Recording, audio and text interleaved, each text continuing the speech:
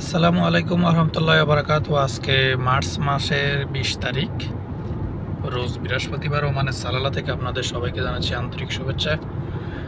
আজকের বিষয়টা হলো, এর আগেও আমি কয়েকবার বলছিলাম যে ভিসা সহজে খুলবে না, কিন্তু কিছু কিছু ভাই মন্তব্য করছেন যে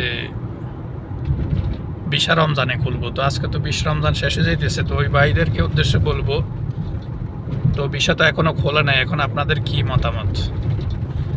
আর যারা বিষাদ দালালি করেন, যাদের পেশা হলো বিষাদ দালালি আর কি, তাদের উদ্দেশ্যে বলবো, এই ধরনের মিথ্যা কথা বলি যে মানুষের কাছ থেকে টাকা পয়সার লেনদেন করছেন বা টাকা পয়সা নিয়েছেন মানুষের কাছ থেকে, সহজ সরল মানুষের কাছ থেকে, তো এখন কি জবাব দিবেন? রোজা তো শেষে যেতেছে, আজকে ২০ রোজা চলতেছে অলরেডিও। মানে ওই ভিসা খোলার কোনো ইঙ্গিত বা কোনো সিগন্যাল কি কেউ দেখতেছে? যারা ওমান প্রবাসী আছেন তাদের কাছে আজকের প্রশ্নটা রাখলাম আমি। কিছু কিছু ভাই বোন বিরূপ মন্তব্য করছিলেন যে আপনাদের কাছে খুব একবারে সঠিকভাবে মানে কিছু নিউজ আছে যে রোজার ভিতরে ভিসা খুলে দিব। মানে আপনারা ওমানের কোন বড় বড় পদে কাজ করেন সেটা আপনারাই ভালো জানেন। আজকে তো ২০ তারিখ চলতেছে, মার্চ মাসের ২০ রোজা চলতেছে ওমানের। তো এখনও তো ভিসা খোলার ব্যাপারে কোনো সিগন্যাল বা কোনো নিউজ। ওমানিদের সাথে বাঙালিদের ভিসার ব্যাপারে কথা বললে ওমানিরা বাংলাদেশে ভিসা ছাড়া আর অন্য কোনো কথা থাকলে বল, বাংলাদেশে ভিসা সহজে খুলতেছে না। তো যারা এর আগে মিথ্যা কথা বলছিলেন বা আপনারা মিথ্যা আশ্বাস দিয়েছিলেন সহজ সরল মানুষগুলারে যে ভিসা খুলবো রোজার মধ্যে, অনেক মানুষের টাকা পয়সা লেনদেন করছেন আমি জানি। অনেক মানুষ ১,৫০,০০০ টাকা কিন্তু দালালটি দিয়েছে, ২ লাখ টাকাও দিয়েছে, এরকম কমেন্টও আমি পাইছি। তো তাদের উদ্দেশ্যে বলবো, ওই দালালগুলার উদ্দেশ্যে বলবো, আজকে যে ২০ রোজা চলতেছে, ভিসা তো কোনো খোলার আর কোনো নিউজ দেখতেছি না।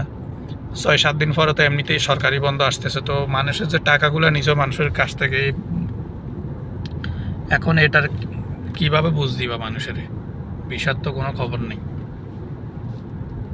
তো আজকের এই প্রশ্নটা আমি ওই মানুষদের উদ্দেশ্যে করতেছি যারা মিথ্যা কথা বলি মানুষের সাথে এই টাকা পয়সার লেনদেন করছেন বা টাকা পয়সা নিছেন এই রমজানের মাসে। অন্তত আপনাদেরকে যদি আল্লাহ হেদায়েত করে, এছাড়া তো আর কিছু করার নেই।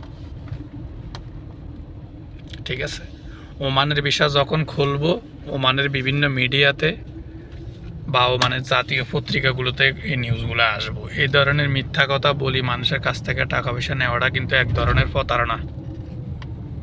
ঠিক আছে, এগুলো কিন্তু এক ধরনের প্রতারণা, এগুলো কিন্তু ঠিক না।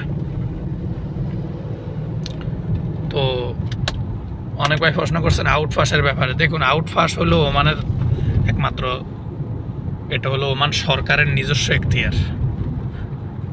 আরব কান্ট্রিতে অনেক সময় রমজান মাসে তারা সাধারণ ক্ষমা ঘোষণা করে। তো এই রমজান মাস তো শেষ হয়ে যাইতেছে, এখনো পর্যন্ত আউটপাসের ব্যাপারে কোনো সিদ্ধান্ত আসে নাই। আর অনেকজনে প্রশ্ন করছিলেন যে কাজের মহিলার ভিসাটার ব্যাপারে কি খবর কোনো আসেনি। দেখুন, কাজের মহিলা ভিসাটা কিন্তু শ্রমিক ভিসার আওতায় পড়ে। যেহেতু শ্রমিক ভিসা বন্ধ, তদ্রূপ কাজের মহিলার ভিসাও বন্ধ থাকবে। যখন শ্রমিক ভিসা চালু হবে তখন কাজের মহিলার ভিসাও চালু হবে। ঠিক আছে, তো আজকে ভিডিওটা আমি এখানে শেষ করলাম। তো আজকে আসলে ভিডিওটা করার উদ্দেশ্য হলো যে মানুষগুলা সহজ সরল মানুষ, বিভিন্ন ব্যাংক থেকে লোন নিছিলেন, সুদরূপে টাকা নিয়ে দালালরে দিছিলেন। আজকে তো রোজা শেষ হয়ে যেতেছে, তা আপনাদের ভিসার কোনো খবর আছে? ভিসা কি খুলছে? আমি এর আগে কয়েকবার আপনাদেরকে সাবধান করছি যে ভাই ভিসা সহজে ওমানের খুলবে না। তার কারণ হলো ওমানের বেকারত্ব, একদিকে হলো বাংলাদেশি অনেক মানুষ এখানে অবৈধ, যারা বৈধ আছে অনেক মানুষের কাজ নাই। কয়েকটা ঘটনা আমি কিন্তু বিস্তারিত তুলে ধরার পরে কিছু কিছু দালালের এত খারাপ লাগছে, তারা মানে এমন এমন মন্তব্য করছিল, মানে যেটা আসলে রোজা মুখে নিয়ে এই কথাগুলোর উত্তর দেওয়াটা আসলে ঠিক না। ঠিক আছে, তো আজকে ভিডিওটি এখানে শেষ করলাম। ভিসা সহজে খুলতেছে না, যারা টাকা পয়সা দিচ্ছেন দালালকে টাকা পয়সা আপনারা নিয়ে নেবেন। আল্লাহ হাফেজ, আসসালামু আলাইকুম।